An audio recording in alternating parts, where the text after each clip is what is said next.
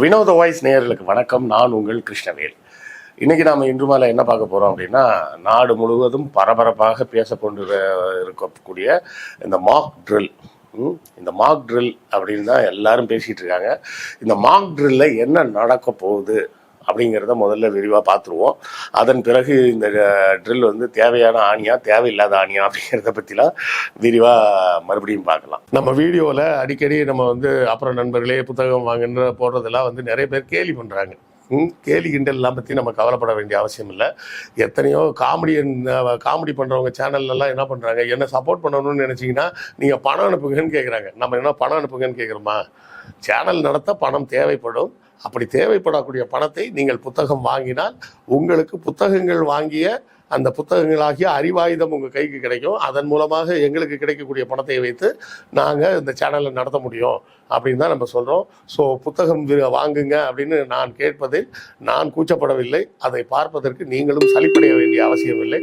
புத்தகம் வாங்க முடியாதவர்கள் லைக் போட்டாலும் சப்போர்ட்டு தான், ஷேர் பண்ணாலும் சப்போர்ட்டு தான், சப்ஸ்கிரைப் பண்ணாலும் சப்போர்ட்டு தான், ஏன் கமெண்ட் போட்டிங்கன்னா கூட சப்போர்ட்டு தான். ஸோ ஏதாவது ஒரு வகையில் உங்கள் ஆதரவை நம்ம சேனலுக்கு கொடுத்துக்கிட்டே இருங்க. அதுக்குண்டான குறிப்புகளோடு தான் வந்திருக்கிறேன். Mock drill in India, what to expect during May 7th, என்ன May 7 எதிர்பார்க்கலாம். War like emergency, blackout exercises, இதெல்லாமே நடக்க போகுது. இதில் வந்து பல ஸ்டேஜஸ் சொல்கிறாங்க. அதில் என்னென்ன ஸ்டேஜஸில் என்ன நடக்கும்னு பார்ப்போம். அதாவது சிவில் டிஃபென்ஸ் மாக் ட்ரில் அப்படின்னு சொல்கிறாங்க. இந்த இது வந்து மினிஸ்ட்ரி ஆஃப் ஹோம் அஃபேர்ஸ் நடத்துகிறாங்க. 244 மாவட்டங்களில் நடத்த போகிறாங்க இந்த மாக் ட்ரில் எக்ஸசைஸை. இங்கே சென்னை பக்கத்தில் கல்பாக்கத்துக்கிட்ட தான் நடத்த போகிறேன்னு சொல்லியிருக்காங்க. சென்னை சிட்டி இதனால் நேரடியாக பாதிக்கப்படுமா, இந்த மாக் ட்ரில்ல சென்னை சிட்டி வருமா அப்படிங்கிறது தெரியலை. கல்பாக்கம் பக்கத்தில் நடத்துவதற்கு முக்கிய காரணம் என்னென்னா, அது ஒரு கிரிட்டிக்கல் எஸ்டாப்ளிஷ்மெண்ட், அணு உலை. அதனால அந்த அணு உலையில் யாராவது ஒரு குண்டை போட்டாங்கன்னா அவ்வளோதான், முடிஞ்சு போச்சு, சென்னையே க்ளோஸ் ஆகிடும். சரியா? நம்ம எல்லாரும் அப்படியே மொத்தமாக போயிட வேண்டியதுதான். ஸோ இதில் என்ன நடக்க போகுது அப்படின்னு பார்த்தோம்னா, the mock drill will be held on May 7th. இதுக்கு முன்னாடி எப்போ நடத்தியிருக்காங்க அப்படின்னு பார்த்தோம்னா 1968 நடத்தியிருக்கிறாங்க. இதே போலவே ஒரு மே மாதம் 2 நடத்தியிருக்காங்க. அடுத்தால இதை மறுபடியும் எப்போ நடத்துனாங்கன்னா 1971 ஒரு தடவை நடத்தியிருக்கிறாங்க.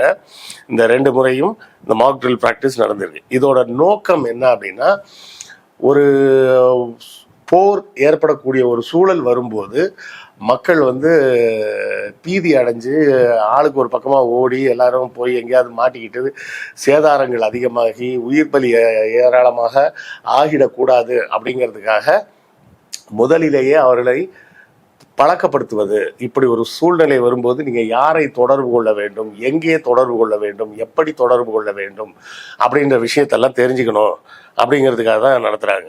இந்த ட்ரில்ஸ் எல்லாம் வந்து எப்போ டிசைன் பண்ணப்பட்ட ட்ரில் அப்படின்னு கேட்டிங்கன்னா, இந்த கோல்டு வார் எரா அப்படின்னு சொல்லுவாங்க. கோல்டு வார் எரா அப்படிங்கிறது, அதாவது 2ஆம் உலக யுத்தம் முடிந்த பிறகு ஒரு கோல்டு வார் அப்படின்ற ஒரு காலகட்டமாக அது பார்க்கப்படுகிறது.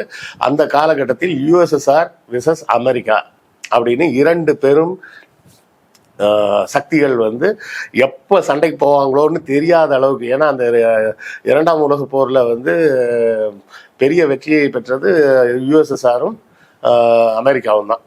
அவங்க அந்த வெற்றியின் மூலமாக பெரும் பலனை அடைந்து அதன் மூலமாக வல்லரசு நாடாக தங்களை நிறுவிக்கொண்டதும் அந்த 2 நாடுகள் தான். அந்த காலகட்டத்தில் தான் இந்த மாக் ட்ரில் கான்செப்ட் வந்து உருவாக்கப்பட்டு ஒரு போர் வந்தால் எப்படி மக்கள் நடந்து கொள்ள வேண்டும் அப்படிங்கிற விவரங்கள். இந்த விவரங்களில் என்ன நீங்கள் எதிர்பார்க்கலான்னா, கரண்ட்டு போகும், பிளாக் அவுட் ஆகும், கரண்ட் இல்லாமல் போயிடும், திடீர்னு இன்டர்நெட் இல்லாமல் போயிடும், ஃபோனில் சிக்னல் இல்லாமல் போகும். அப்போல்லாம் என்ன பண்ணணும் அப்படின்னா, stay com and listen to the local instructions. ஏதாவது ரேடியோலையோ எதுலையாவது இன்ஸ்ட்ரக்ஷன்ஸ் வரும், அதை கேட்டுக்குங்க. கீப் பேசிக் சப்ளைஸ், தண்ணி, மருந்து, அவசர மருந்துகள், டார்ச் லைட்டு போன்றவற்றை, இல்லை மெழுகுவர்த்தி போன்றவற்றை கைவசம் தயாராக வச்சுக்கிங்க. அவாய்டு ஷேரிங் ரூமர்ஸ், வதந்திகளை பரப்பாதீர்கள். ஏதாவது ஒரு வந்த செய்தியெல்லாம் ஃபார்வர்ட் பண்ணிகிட்டே இருக்காதீங்க அப்படிங்கிறது முக்கியமான விஷயம். Do not panic if internet and power goes down. Current போச்சுனாலோ இல்லை இன்டர்நெட் போச்சுனாலோ பதறாதீங்க, அது பார்ட் ஆஃப் திஸ் எக்ஸசைஸ் தான் அப்படின்றாங்க. Listen to local radio, to the government channels and for official updates. ரேடியோவில் கவர்மெண்ட் கொடுக்கக்கூடிய அஃபீஷியல் அப்டேட்டை மட்டும் கேளுங்க, வேற எதையும் நம்பாதீங்க அப்படின்றாங்க. இதை வந்து ஒரு முன் தயாரிப்பு, அதாவது ப்ரிப்பேர்ட்னஸாக இருப்பதற்கான ஒரு எக்ஸசைஸாக மட்டும் பார்த்தா போதும், நீங்கள் யாரும் பேனிக் ஆக வேண்டாம் அப்படின்னு சொல்லியிருக்கிறாங்க. இப்போ இந்த இதில் வந்து யாரெல்லாம் வருவாங்க, இந்த இது பூரா எங்கே நடக்க போகுது அப்படின்னா சிவில் டிஃபென்ஸ் டிஸ்ட்ரிக்ட்ஸ் அப்படின்னு அறிவிக்கப்பட்ட பகுதிகளில் தான் நடக்க போகுது.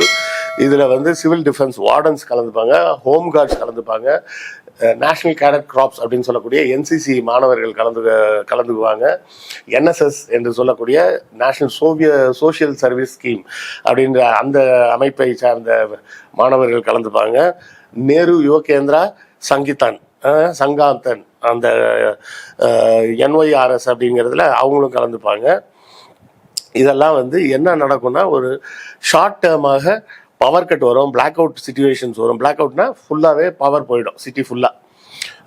அப்புறம் லவுட் சைரன்ஸ், ஏர் ஸ்ட்ரைக் வரப்போகுது, வர்றதுக்கு எதிர்பார்க்கலாம் அப்படின்றதுக்கான சைரன்ஸ் வரும். Restricted access to public areas, எல்லா பப்ளிக் ஏரியாஸுக்கும் எல்லாருக்கும் அனுமதி இருக்காது, எல்லாரும் அங்கே போக முடியாதுன்ற தடை விதிக்கப்படும். டிராஃபிக் வந்து திசை மாற்றி விடுவாங்க. இந்த மாதிரி விஷயங்கள்லாம் நடக்கும்.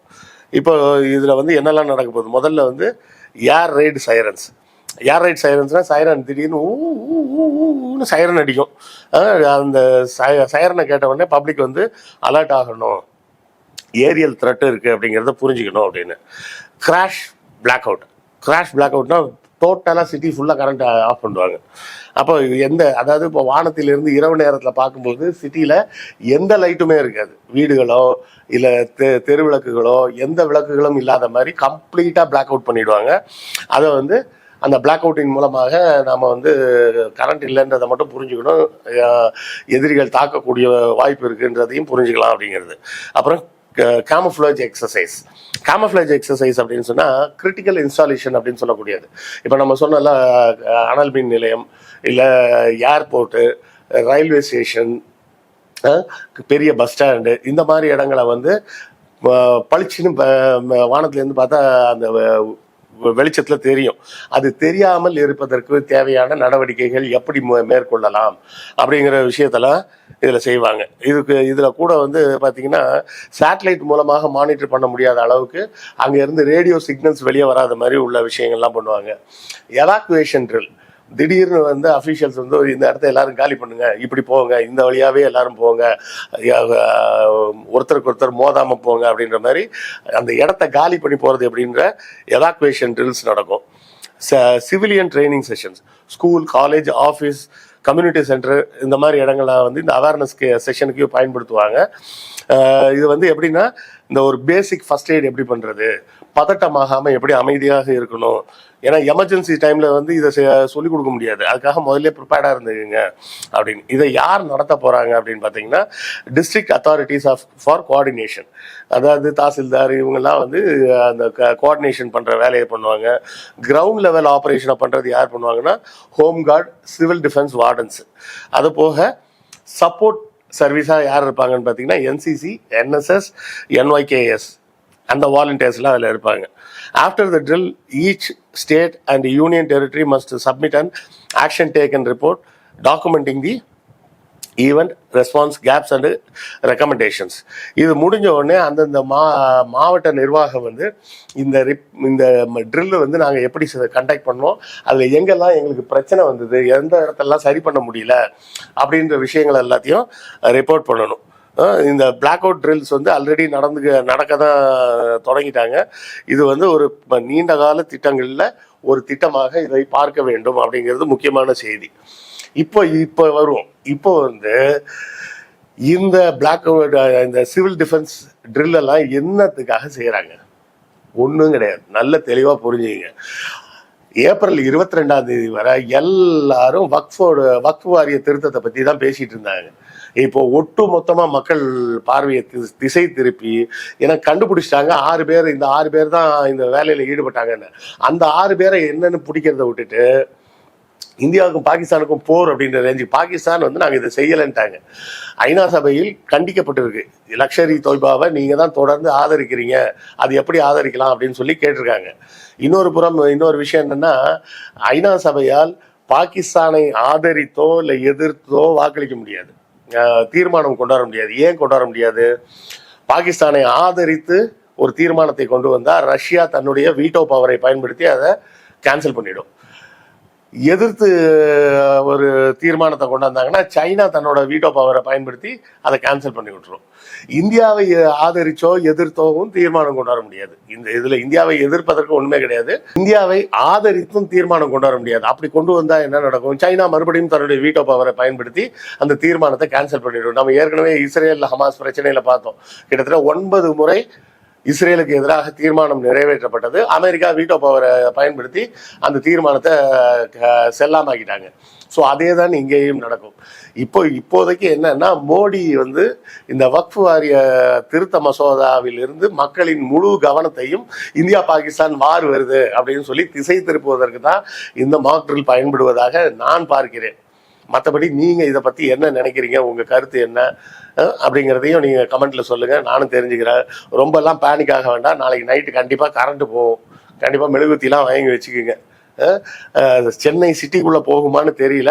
ஆனால் அவங்க சொல்கிற டிஸ்ட்ரிக்ட் வந்து கல்பாக்கம் தான் சொல்லியிருக்கிறாங்க. கல்பாக்கத்தோடு சேர்த்து சென்னையும் சேர்ந்து பிளாக் அவுட் ஆகுமா அப்படின்றது எனக்கு இதுவரை சரியான தகவல் தெரியல. ஸோ பேனிக் ஆக வேண்டாம். இது மோடி தன்னுடைய இமேஜை ரெஸ்டோர் பண்ணுவதற்காக செய்யக்கூடிய ஒரு நாடகமாகத்தான் நான் பார்க்கிறேன். நீங்க எப்படி பார்க்குறீங்கன்னு சொல்லுங்க, நான் தெரிஞ்சுக்கிறேன். அடுத்த காணொலியில் சந்திப்போம். நன்றி, வணக்கம்.